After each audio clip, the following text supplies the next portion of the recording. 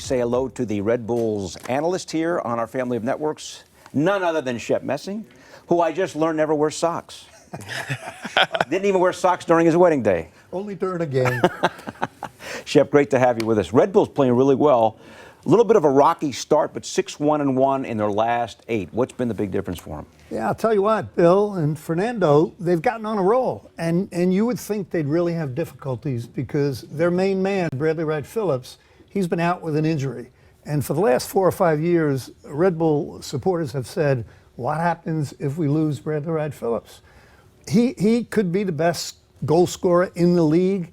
Everybody's chipped in. And you know that as a team concept, they're getting goals from 14, 15 different players. So Robles, we'll talk about him later.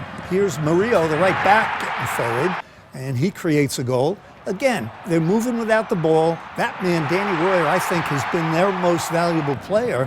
And they're getting players engaged in the attack. That's Murillo now, goal again. scoring, they had some problems goal scoring early in the season, but they seemingly have put this together better on the offensive end here of late. Yeah, Bill, they have. And Fernando, it's really because most goal scoring is created out of the midfield. And Kaku has been their catalyst, their general in the midfield. He's been playing well, and he's been spraying the ball around. Other guys getting involved. You used a key word there, supporters, not fans. So that's what I'm obsessed with, covering football or soccer.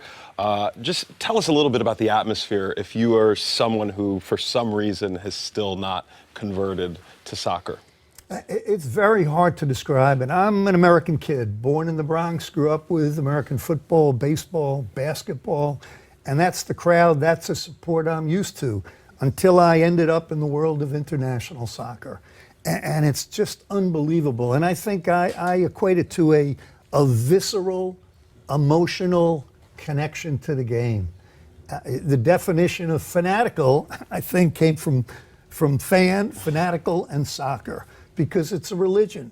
People all over the world live and breathe their soccer results. Yeah. The atmosphere at Red Bull Arena, it's as good as Madrid or Barcelona or any place in the world. People go into a frenzy. Yeah. So Fernando's wearing a goalie jersey in your honor. Just for you. You, of course, were a phenomenal goalie. How about the Red Bulls goalie? We had Luis Robles on the other day. Yeah, for me, Robles, one of my favorite goalkeepers, and I'd make the argument he's the best goalkeeper in Major League Soccer. He's at the right age, he's athletic, he's strong, he's powerful. It's a position really where you need experience. You've got to cut down the angles. You've got to anticipate the play. I've made a case on our MSG broadcast of Red Bulls games. He should be on the national team. For me, if you're looking for 3 goalkeepers to play for the U.S. national team, Luis Robles has to be one of them. I'm curious, I mean, you mentioned it in the green room. I think it'd be really fascinating for our fans to know. How did you become a goalkeeper? You already mentioned that, you know, over in America, we have to actually become infected with the football or soccer thing. So tell us, what's your road into being a goalkeeper? A complete accident, because I grew up, again, playing American football, running back, basketball, a point guard, baseball, a shortstop. And there was an injury on the soccer field when I was in high school. And a coach said, I need somebody who's a point guard, a shortstop, good hand-eye coordination, and you have to be a little bit crazy. I forgot to tell you that. It's true. I said, that's me. And it took off from there. Red Bulls playing Philly, 7:30 Saturday here on MSG. It's going to be a week between games for the Red Bulls. They played Real Salt Lake City last Saturday. Any impact you think that the layoff might have? No, layoff, that type of layoff is good for soccer. There's been a congested schedule where they're playing on a weekend, then a Wednesday, then back on a Saturday. That's too much, and you have to rotate your roster. This is a big game against Philly. Philly is in first place in the East.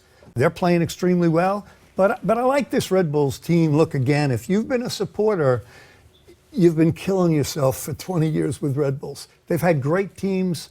They've never won the ring. They've never won MLS Cup. And you know, in any sport, you know, for me, you could be the New England Patriots, go undefeated, lose to the Giants in the Super Bowl. Nobody cares about their season. Same for Red Bulls. They can win the Supporter Shield, have the best record in the league, which they did last year. You got to get the ring. Hopefully, this is their year. I want to show you Zlatan. Did I say that right? You did. And you know he's big time when you only have to say one name. But this play here for the Galaxy, if you're a goalie, what are you doing here? Well, first of all, the guy, look at a ponytail, look at a hairdo. He's a giant, about 6'5". Zlatan Ibrahimovic. Can you spell that? Zlatan, I can spell. But certain players have star power. Yeah. And Ibrahimovic has star power. That bicycle kick, to answer your question, we don't see it in practice, right? How many guys are taking a bicycle kick in practice? So I think, again, back to Red Bulls, Bradley Wright Phillips, a better player, but Zlatan, he's got the juice. Yeah. He is just listen to him talk about himself. Yeah. It's entertaining in and of itself. He went to the LA Galaxy and he went to the LA Times and he took out an ad, a full-page ad, a picture of himself, and he said, "I am God."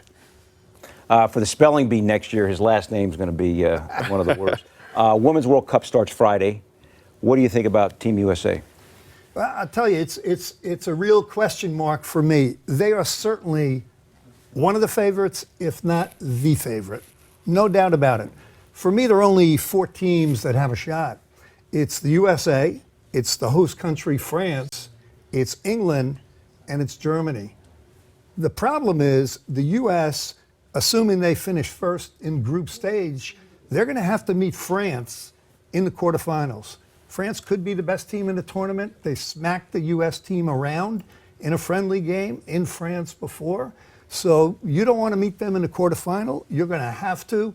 And one of those 2 favorites, they're going to be out. There's a lot of pressure on both clubs. Obviously, pressure is on the U.S. team because they are the best team in the world. But France is playing they're playing very well, but they're playing in France, which is very, very interesting. Their manager, I don't know if you've heard of the story. She actually managed a League Two team, almost taking them to League One in France. I mean, it's just a total movie, basically. No budget, and then actually manages to get this club team, close to getting back there. So it'll be very, very interesting. A lot of pressure, obviously, for both clubs. Yeah, and Fernando, you talk about it. You've lived it. You've been traveling Champions League. You've been in Madrid.